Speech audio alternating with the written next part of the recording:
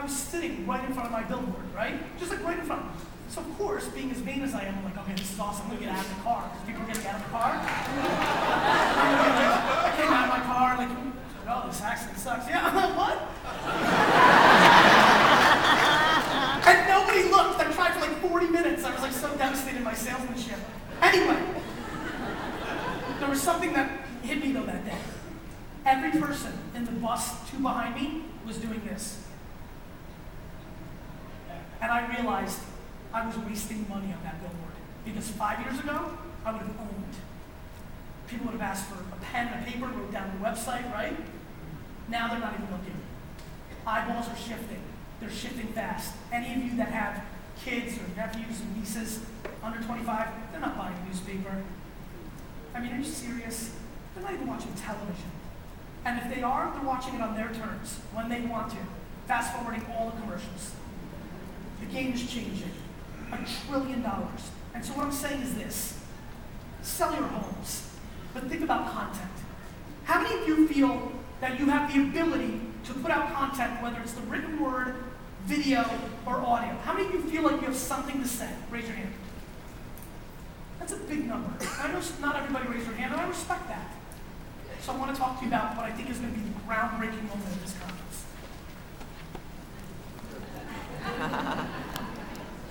Groundbreaking moment. I'm very passionate about something new.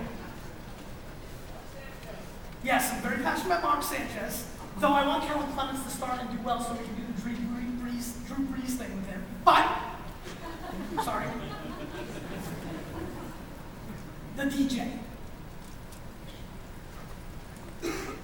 Okay? I know, I hear you. I was waiting for you to do what the fuck do you mean. Not everybody is good at producing content. But there's a lot of people that actually have a substantial talent in aggregating it. Okay? There is so much shit out there now. And I don't mean bad stuff. There's just so much content being produced. I mean, 5 million videos on YouTube going up like every minute. I gotta get that number. Something that would make you like crack your hands, right? Just scary. We need filtering. The reason television, in my opinion, survives going forward at some level is that we don't want to think that hard, and it's just nice for the TV to do the aggregating for us. You just turn it on and you'll watch it, right? I mean, just so much information. We're only humans. There's only so much we can do. I will tell you right now that the person in this room that starts the website called Real Estate Today, probably not available, it's a good name, but something like that, that goes around and spends 5 hours in the morning while drinking several cups of coffee and tea, and pieces together all the content that the rest of us are making, will have the biggest business. So, if you create a site that aggregates content around your niche, all you're doing, how many of you, don't lie, I know some of you are going to be embarrassed to say this, how many of you read Perez Hilton? Raise your hand. Right? Perez Hilton is a gossip blogger. And what he does is he takes pictures and draws penises on them. And other comments. But what Perez does is he's a DJ. He goes around and he finds pieces of gossip, and then he social commentates on top of that. Maybe a line or two. By the way, this is what the news industry has done all along. That's what the newspaper is. That's what Channel 2 News is. They go around, they pick the stories, they aggregate them for you, and they social commentate on top of that. So please, New York Times, get off your high horse and say you're saving Earth. You're a fucking aggregator. You're a DJ. The ability for you to be a DJ in this industry is a huge opportunity, in my opinion. Huge. TechCrunch, Huffington Post, the 2 biggest blogs on the internet. At some level, aggregating, putting more content in. But if you struggle to create content every day, don't worry. 8 million other people probably in this space are creating it. And if you create the aggregation of that, here's what's going to happen. You're going to get eyeballs. So, you'll continue to be able to monetize your business. You're selling in Orlando. People will know that. You'll do a good job of storytelling that on the left or right side of the column, right? In the middle, you're bringing out news. Things that are for it. I think one of the great niche opportunities is to be in Atlanta and talk about other markets that are similar and maybe trends are happening and how it impacts your market. The ability is huge to do this. It builds readership, it builds people coming to you, and here's what starts happening. Not only do you sell more homes, or whatever you want to accomplish, but number two, you start building a brand. And all of a sudden you get an email from CNN saying, hey, can you come in and talk about the real estate market? That is usually a good thing for your brand. Then you start getting advertisers that want to reach the eyeballs, the ever-growing eyeballs that you have, and you start selling box ads or pre-rolls or whatever it may be, and you start monetizing that. You're starting to create tunnels for your brand. You're no longer just selling home. And I think the more people that realize this DJ opportunity, and there's so many niches within it, every one of you can do your local market's version of it. Somebody might be ambitious and want to do the big version of it, but this opportunity is in play. It's in play, it's a huge opportunity, it's a game-changing business opportunity, and it's really here.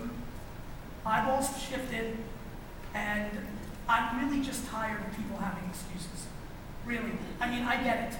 It's scary. I don't understand anything either. Really, I don't. But I don't know if you've heard about this. There's a site. It's called Google.com. It's really crazy. I don't know if you've ever seen it. It's like really blank white page. You can go there and say, how does a flip cam work? How do I set up a WordPress blog? You have to understand, to be in the media business today, which all of us can be now, guess what the cost is? Very low. The fact that we could be in the media business for just sweat equity is insane. But it takes work. Like I said at one conference, stop watching fucking Lost. I mean, I don't understand when my friends, one of my buddies in the real estate business in New Jersey came up to me, he's like, a year ago, we all know what's going on. He's like, it's lows, da. I'm like, well, what's going on? And I'm like, what did you do yesterday? He's like, I don't know. 9 to 6, doing my thing. I was like, what did you do when you got home? Madden. Have you played the new Madden?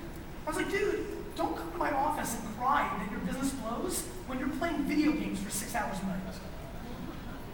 I think we've gotten awfully soft as a society. I really do. I really don't think that Stan the Butcher in 1937 played fucking video games. I think that there's a lot of opportunity. Yeah. The fact that we can all do our biggest damage in our underpants at home after we get home is awesome. We're lucky. We're lucky that we don't have to get a second job and work 9 to 2 in the morning at some warehouse schlepping fucking boxes like our grandparents had to. The fact that we can go home and open up our computer and build big businesses while we're still spending some time with the family, while we're in the coziness of our home, is huge. And instead of being fucking punked, we're like a bunch of bitches and we're crying.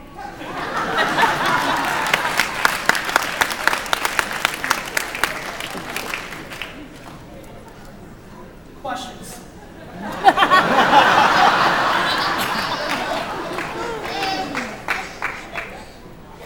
Please line up and ask questions in the mic. And I swear to God, I want a lot of them because I need them. I feed off questions. What's your name, sir? GaryVee. Yes. GaryVee. TF in the back. We got 15 minutes of Q&A, so they got to rip quick. 25. 20. TF, 25, or I'm not doing the Q&A afterwards.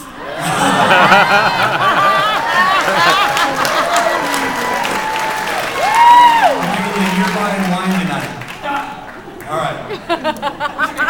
Marcus Cantor. From where? Beverly Hills, California. Whoa. Los Angeles. Go ahead.